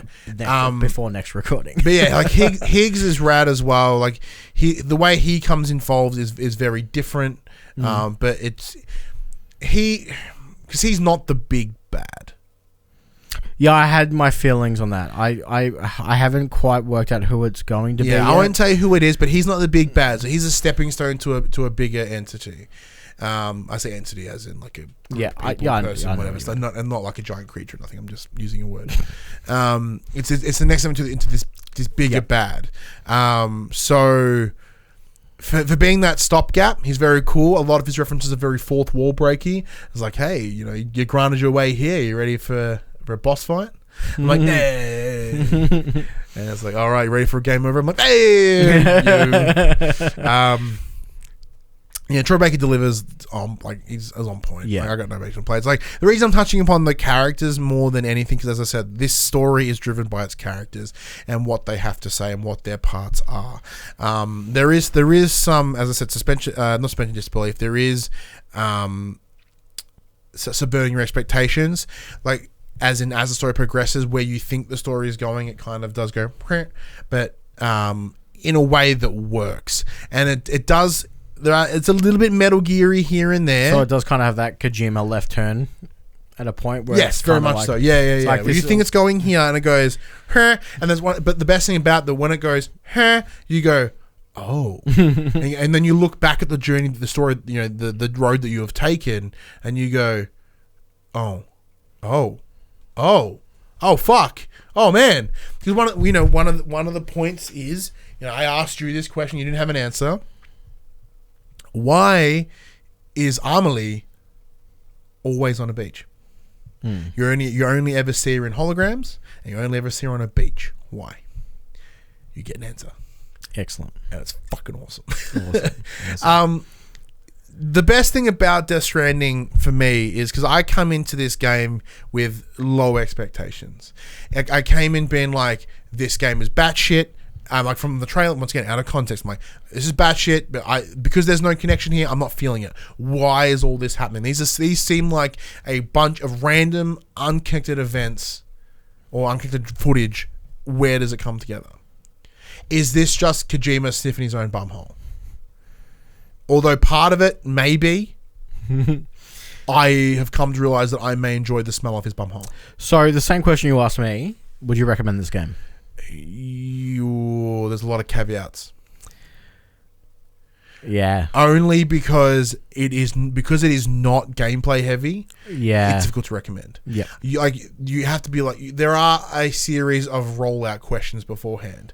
Do you like story? You like story being the focus? Do you like, characters? Do you like expedition dumps? Like, you have to ask these series of questions, and if people happen to meet that criteria, you go, yeah, you might enjoy this. Is it in your contender for Game of the Year? It is my game. It is your Game of the Year. It is my Game of the Year. And we'll have a discussion in a couple of weeks, because our last episode of the year is the 16th of December. And we'll be having our game of the year discussion with you, myself, and Josh. And we'll be just and I'll defend it again. Because I said, it's getting harder and harder for me to defend Control. Yeah, and I really love that game. Yeah. You're having low expectations, and then coming in and delivering it and connecting all the things that I complained or that I was skeptical about going in. It corrected those skepticisms. It corrected those concerns. It was like, this story's weird. How does it all come together? This is how it comes together. I'm like, oh, I love it. How can the gameplay just be delivering shit? It explains it and it makes it better. Like, everything about the game kind of corrects itself. Now, are there minor problems? Yeah, probably. Like, especially within that, there are some topics of conversation in the game that kind of you debate whether Kojima is the right person to be talking about it. Yep. Especially because there are a lot of women-y things in here. But especially as how Kojima has handled women in the past, with like characters of... she was in... Whisper? Who? Whisper from Metal Gear Solid 6? 5. Was it Silence. Whisper? Silence. Whisper? Silence? Silence? She was a silent character. Yeah, I think her name was Silence. Sure? Something like that, I don't remember. Whatever her name was in, the idea of her, blah, blah, blah, blah. Here, side note, this game's incredible. Like, the exact quote, the quote I'll use was from our friends over at the Explosion Network. This is the most bisexual game ever. Because there's moments where it's like really zooming in on a lady's butt. And then 3 minutes later, it is right in fucking Norman Reedus' bumhole. Like, it is... Like, when he has a shower, and they're all like fantasy shots of him like flexing and while he's washing, and like, there is just love for the human form here in some ways. Like, yeah, weird zoom ins on like, Norman Reedus's, bits and body parts and his butts, but then it's across the board, which is very cool. Granted, it's a weird line of like, should everyone be sexualized? Like, well, sure, I guess, or maybe not. You know, it's that weird like line, but at least everybody. Yeah. Where was I going with that? I forgot where I was going with that. Oh, brain farted so hard. I have one more. Being recommended. Yeah, you gotta check this couple of different things. Yeah, coming in with all these different things, him tackling issues he shouldn't talk about, because there is a lot of discussion around here about life and death and parenthood, and you know, being pro-life or being pro-choice. Like I said, it does touch very heavily on pro-life, but at no point did it feel that it was like throwing it at you and being like, abortions are bad, because in the context of the world, dying is bad. It's this weird sort of setup. But the game, I ended it with absolute fucking tears in a good way, because there was a moment that was just emotionally satisfying.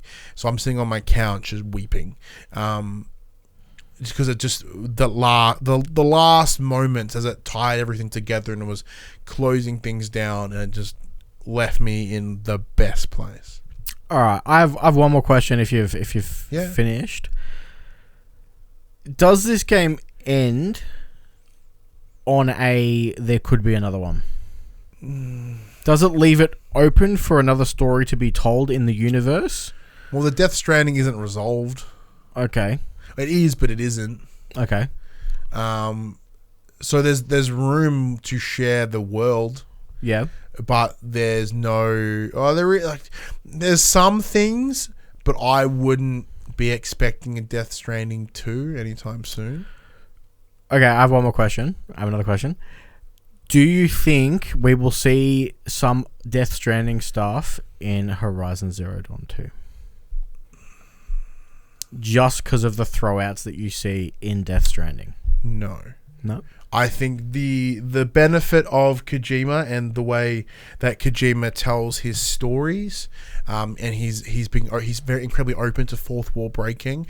That's the only way that he can explain why I think there's holograms of Aloy and long necks and the little cool walker dudes, but, you know, because within the context of storytelling of Kojima, those throwaways can make sense. Like there's a later when you find when you go old junk, whatever, you deliver it to people, it's an old PlayStation console. Like there's the little thingies in there that only work within the space of this game. And similar to like Metal Gear Solid 5, where there's if you die too many times, you get like a chicken hat. Yeah. There's an otter hat in here that you get given by Conan O'Brien. Yep. Because his character's a cosplayer. And it lets you swim a little bit better when you fall over in a river. Yep. So there's that little bit moments of like super fucking weirdness. Yeah. That I really like. The game is so good. Absolutely so good. Awesome. But let me know what you think of Death Stranding, because it is very polarizing. Like, many people would have loved it. Many people would dislike it. I can totally see why people would dislike it. But it's a situation of like, I think if you pass a certain point in the game, how can you dislike it? Okay, sorry. I know I asked you, would you recommend this to someone? You said that obviously there's a lot of point. Would you argue for someone to play it because... Okay, so if someone was interested in the story and they're like, the gameplay doesn't really look like it's going to tickle my fancy, would you argue for them to play the game and to push through to see the story? Or would you be like, the quote-unquote gameplay will hold you up too much and you won't enjoy it? Well, because the difference here is the gameplay isn't bad. No. Like, if the gameplay was bad, then yeah. Like, it's a situation of like, if the gameplay was so horrid but the story's really good, I'm like, well, fuck that. But the gameplay here is good. It's just simple.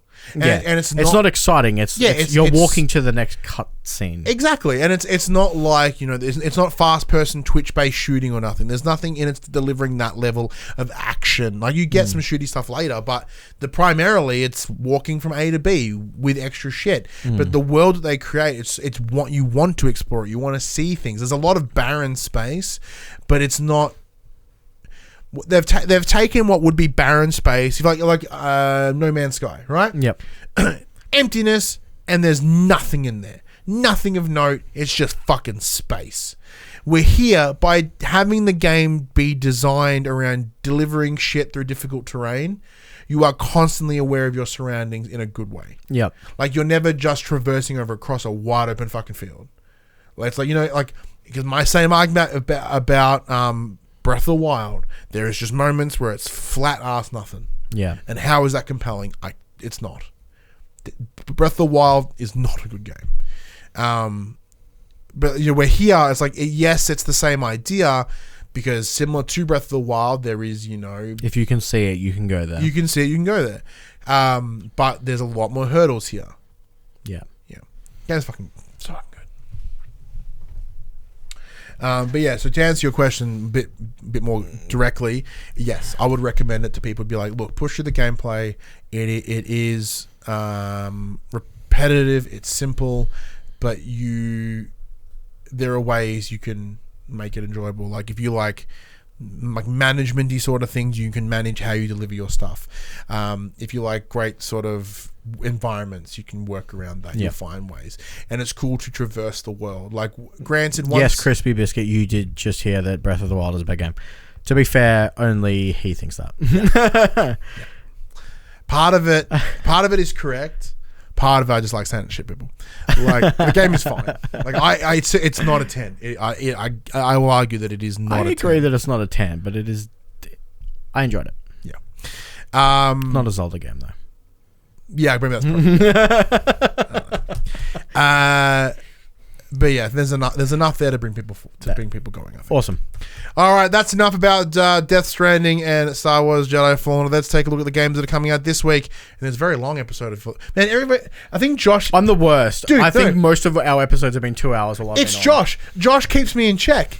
I could talk for fucking ever. He's the one that keeps... Because he's the one that has the news. You're saying I'm an enabler? Yeah, you're totally enabling my ability to talk forever. Jumps on plane to Melbourne. I'm coming around. I'll talk at the end of the show, because we'll have a chat post-show, but I'll argue my points about Breath of the Wild. Yeah, because you enable me and be like, I just want to fucking talk. I'm like, I just want to talk too. But where Josh keeps it structured, because he brings the news, he keeps it straightforward, and he's the man with the plan. I must admit, Josh doesn't write essays for his news stories. Yeah, he dot points. I copy him, because I'm lazy and I do it just before I copy and paste directly from somewhere. All right, this is the section we call Coming to the Players. We tell you about what games are coming out this week, in case you're like myself and you started just finishing up games the rest of the year. Because our backlogs aren't huge. That's already. true. So these are the games coming for December 3, 2019. Now, as always, this is the American drop, so not everything will release here in Australia. Maybe not on the same day. Ancestors, the Humankind Odyssey, PS4 Digital, out on the 6th of December. Hey, good thing about that one. Arise, A Simple Story, PS4 Digital. This is the one that we saw in the last State of Play. Yep. So set out on an emotional journey through the bittersweet lives of two people where memories come alive and time bends to your will. Lose yourself in moments of happiness and overcome every hardship as you relive your life's story. A story of joy and sorrow. A simple story. What an awesome write-up. I want to play the fuck out of that game. Big Pharma, PS4 Digital, out on the 5th. Big Pharma is a part business sim, part logistics puzzle. It's one thing to work in the lab perfecting new formulas, but converting the sciencey stuff into cold hard cash means bringing an engineering and business mind into the problem. Factory space is expensive, and those fancy new agglomerators and centrifuges don't always slot nicely together. It's essentially a big old simmy style game. I was like the name Big Pharma makes me chuckle. Don't shake your head. That's good. Blair Witch, PS4 Digital. Inspired by the cinematic lore. There's a couple of games here that are really worth highlighting. Inspired by the cinematic lore of the Blair Witch, experience a new story-driven psychological horror game that studies your reactions to fear and stress. With just your loyal dog Bullet by your side, navigate your way through a cursed forest that warps and distorts both time and space. Stand against the horrors of the Blair Witch and the decaying sanity of a man burdened by his past. Did you play this on Xbox? I did play it on Xbox. Was it fucking awesome? That was horrible. Oh. Just a shout out to Crispy. It's Pharma as in PHAR, not Farmer as in farming. Yeah, Pharma as in pharmaceutical. Yep. Yeah, if it was Big Pharma as a big farming game, you damn right you'll be game of my year. Big Daddy Betson would be all over Big that. Daddy Betson is already hard for that game. Classic Snake Adventures, PS4 Digital, out on the 6th of December. Cuisine Royale, awesome name, PS4 Digital. Can you read that one out? Is that like a cooking battle royale? Because Cuisine Royale is a brutal multiplayer last man standing shooter with realistic weapon, mystic traps, and demonic rituals. Draw bloody mystic seals or conduct ancient rituals to heal allies, slow down enemies, set numerous traps, summon zombies, and more. What does that have anything to do with cuisine? No idea. That is cuisine, right? Cuisine. Yeah, no, that's definitely cuisine. That's why I'm like, is it kind of like Cooking Mama, but battle royale? That'd be awesome. Why have I not done that? Earth Knight, PS4 digital. Fightin' Rage, PS4 digital. Hatsune Miku VR. No, we have to get this. PSVR digital out on the 6th of June. No. Hero Land, PS4 digital and retail. Immortal Planet, PS4 digital out on the 6th of December. Jigsaw Solace, PS4 digital. Sagaya Scarlet Grace Ambitions, PS4 digital. Simulacra, PS4 digital. The picture is kind of image. It's freaky because there's a weird smiling person in the background. This is interesting. Simulacra is an interactive FMV horror game that about exploring a missing woman's phone. From the creators of Sarah is Missing, which is another cool phone game where she's putting someone's phone. Recover lost files, piece back corrupted data, and retrace her final steps. Find her before it's too late. That sounds rad. Ski Jumping Pro VR. Space Blaze, PS4 digital out on the 5th. Stardust Odyssey, PSVR digital. Star Ocean First Departure R, PS4 digital out on the 5th. Tools Up, PS4 digital. Tools Up is an exciting party co-op letting you test your renovation and teamwork skills. Paint walls, tear off wallpaper, and move couches against the clock. That sounds awesome. Home renovation has never been so much fun. Now, I actually saw this on the key applying website. I'll have to try now. Tracks, PS4 digital out on the 2nd. Where the Water Tastes Like Wine, PS4 digital out on the 2nd. Winter Sports Games, PS4 digital out on the 5th. Wizards of Brundle, PS4, PS Vita digital cross-buy.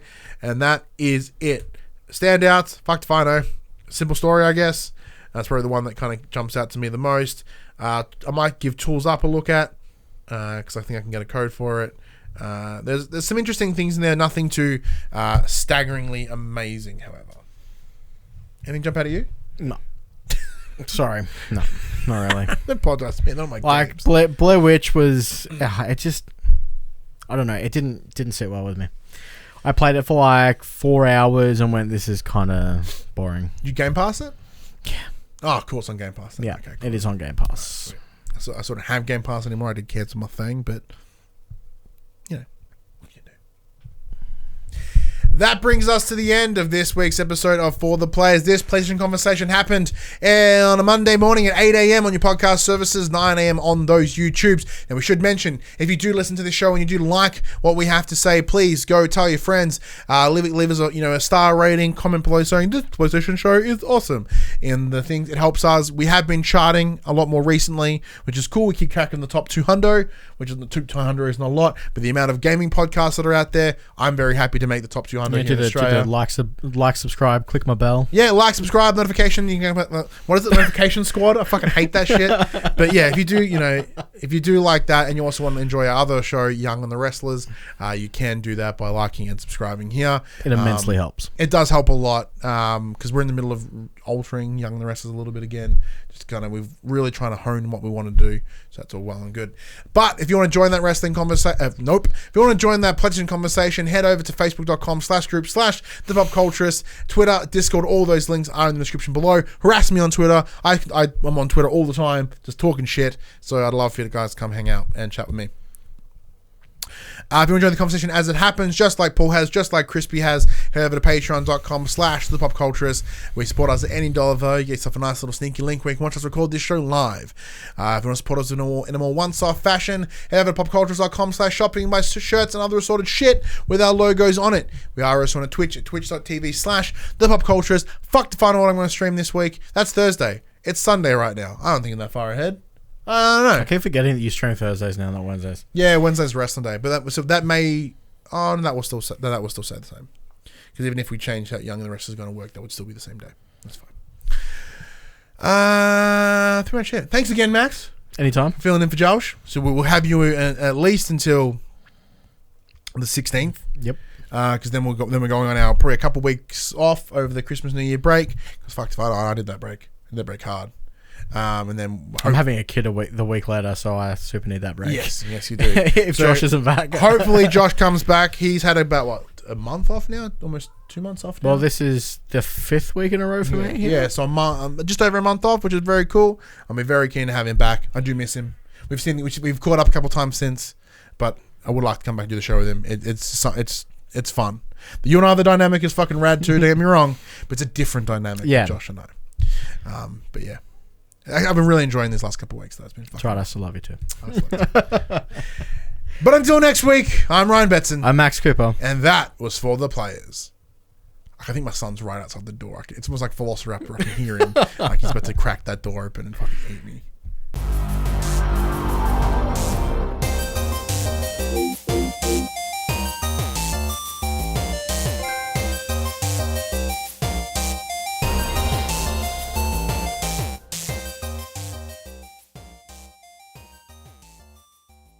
For the Players, the Pop Culturist PlayStation podcast is fan-supported at patreon.com/thepopculturist. And we'd like to thank our Patreon producers and our Patreon founders for their kindness, their support, and their generosity.